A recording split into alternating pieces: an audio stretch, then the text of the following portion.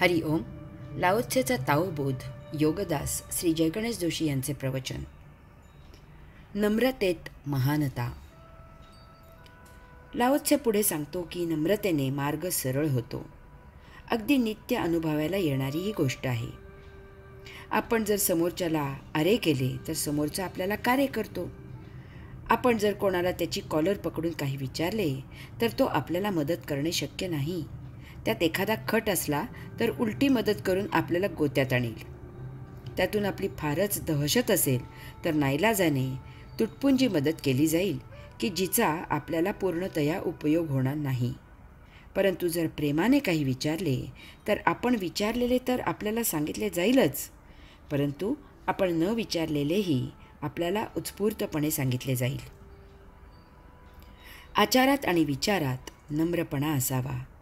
लीनपणे वागावे. भाषेत मृदुता असावी. वागण्या बोलण्यात सभ्यता असावी.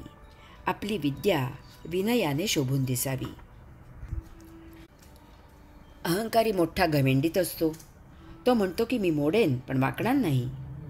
एक वेळ मी नुकसान सोशीन, प्रसंगी मरण पत्करेन, परंतु कोणापुढे हात पसरणार नाही. स्वतःला ज्ञानी समजणाऱ्याची फार पंचाईत होते. त्याचा असा गैरसमज असतो की तो ज्ञानी आहे, त्याला सर्व काही समजते. त्यामुळे जेव्हा काही माहिती हवी असते तेव्हा ती दुसऱ्याला विचारायला त्याला लाज वाटते. त्यात त्याचे अज्ञान उघड होईल असे त्याला वाटते. त्यामुळे अतिशहाण्याचा बैल रिकामा राहतो. जो स्वतःला ज्ञानी समजत नाही तो त्याला पाहिजे ती माहिती अगदी सहजच विचारतो, शंका समाधान करून घेतो आणि आपला मार्ग मोकळा करतो. ज्ञानी विचार करत रात्रभर तळमळत राहतो, त्याला झोप येत नाही. ज्ञानी लोकांच्या मागे आजार लागलेले असतात. अज्ञानी मन मोकळा असतो, तो कसा छान शांतपणे झोपतो. ज्ञानी रस्त्याने जाताना उगीचच ताठ चालत असतो. त्याची अपेक्षा असते की त्याला सर्वांनी ओळखावे, परंतु त्याला कोणी ओळखत नाही. त्यामुळे तो फार बेचैन होतो. ज्ञानीकडून चुकून रहदारीचा नियम मोडला जातो. लायसन्सवर त्याचे नाव वाचल्यावर पोलीस दादांना ते नाव कुठेतरी वाचल्याचे स्मरते. पोलीस दादा तसे त्या ज्ञानीला विचारतात. ज्ञानी खुश होतो आणि म्हणतो हो. त्यावर पोलीस दादा म्हणतात, आता शिकलेले तुम्ही असे नियम मोडता, मग अडाण्याने काय करावे? पोलीस दादा रहदारीच्या ज्ञानाचे डोस पाजतात. ज्ञानीला कोठून ज्ञानी झालो असे होते. योगासनात वळवाक करून अनेक मार्गाने आपल्या दोन अवयवांचे मिलन करून योग जुळवून आणला जातो. वाकल्यामुळे आपल्या दोन अवयवांचा योग जुळून येतो आणि त्यामुळे आपल्या शरीरात रंध्रारंध्रातील अशुद्ध हवा उच्छ्वासाद्वारे बाहेर जाते आणि श्वासावाटे आत घेतलेली शुद्ध हवा सर्व शरीरात नसे नसेत छान पसरते. त्यामुळे आपल्या सर्व शरीराला प्राणवायूचा पुरवठा होतो आणि आपण ताजेतवाने होतो, निरोगी राहतो. सहकार्यात नम्रता फार महत्त्वाची असते. रितेपणाचे महत्त्व. लाओत्से पुढे सांगतो की रिकामी जागा भरली जाते. रिकामी जागाच भरू शकते, भरलेली जागा कशी भरू शकेल? लाओत्सेला याही पुढे सांगायचे आहे की रिकामी जागा रिकामी राहत नाही, ती यथाकाळी भरते. भरण्यासाठी जागा रिकामी करून ठेवण्याची बुद्धी असावी लागते. काही भरायचे असल्यास जागा रिकामी करून मगच भरण्यासाठी प्रयत्न करावा लागतो. पाऊस सर्वत्र पडतो, परंतु तो गिरीशिखरावर साचू शकत नाही. शिखरावर पाऊस पडताच तत्क्षणी तो घरंगळून जातो. पर्वत रिते राहतात, परंतु खड्डे, डबकी, तलाव, सरोवरे, सागर इत्यादी जलाशय करतात. सतत भरत राहण्यासाठी सतत रिते राहण्याची कला अवगत करून घ्यावी लागते. आपल्याला भूक लागते, आपण अन्न सेवन करतो, पचवतो.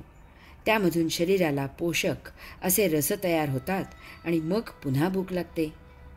अध्यात्म सांगते की रिते राहण्याची कला अवगत करावी आणि त्याप्रमाणे आचरण करावे. भरण्याची काळजी करू नये. आपल्याला आवश्यक ते नियती आपल्यासाठी प्रदान करते. आपल्याला पाहिजे ते नियती देत असते. परंतु आपण अनावश्यक अशा वस्तू जगताने अगोदरच मोठ्या चवीने दिमाखाने व्यापलेले असतो. त्यामुळे आवश्यक ते नियतीकडून मिळाले तरी ते आपण सामावून घेऊ शकत नाही. त्यामुळे संचित तसेच शिल्लक राहते. त्यामुळे आपण आपले जीवन अनावश्यक गोष्टी वापरून जगतो आणि उपभोगांचे संचित मागे लावून घेतो. आपल्याला भौतिक वस्तू जगताचे आकर्षण आणि त्याच्या मोहक भोगांची लज्जत फार आहे. त्यामुळे असे वस्तुजगत दृष्टिक्षेपात येताच आपण हे आपल्याला आवश्यक आहे का याचा विचार न करता त्यावर झडप घालतो आणि ते उपभोगतो आणि मग ते सतत उपभोगतच राहतो. यात गतसंचित संपुष्टात आणण्यासाठी आवश्यक ते उपभोगायचे राहून जाते. काही साधक सत्संगाला येतात आणि प्रवचन ऐकताना त्यांनी या अगोदर जे काही ऐकलेले असते त्याच्याशी त्याची तुलना करत बसतात. यात समोर सुरू असलेले प्रवचन ऐकायचे राहून जाते. मग यावर आधारित शंका विचारतात. स्वतःबरोबर इतर साधकांना आणि प्रवचनकारांना गोंधळात टाकतात. जर आपल्याला काही शिकायचे असेल तर आपली पाटी कोरी करून गुरुकडे शिकायला जावे, तरच त्या कोऱ्या पाटीवर ज्ञान उमटते. भस्त्रिका हा एक श्वसनाचा छान व्यायाम आहे. यात नाभी आत खेचून घेत श्वास सतत बाहेर फेकायचा असतो. श्वास घ्यायची फिकीर करायची नसते. सतत अशुद्ध हवा बाहेर फेकत असायचे असते. शुद्ध हवा शरीर आपोआप घेते, त्याची काळजी करायची नाही. आपण अशुद्ध हवा बाहेर फेकून शुद्ध हवेला आत यायला जागा करून द्यायची. बाकी काम शरीर करते. रीते रहा, भरायची काळजी करू नका. लाओत्सेचा हाच उपदेश आहे. हरि ओम.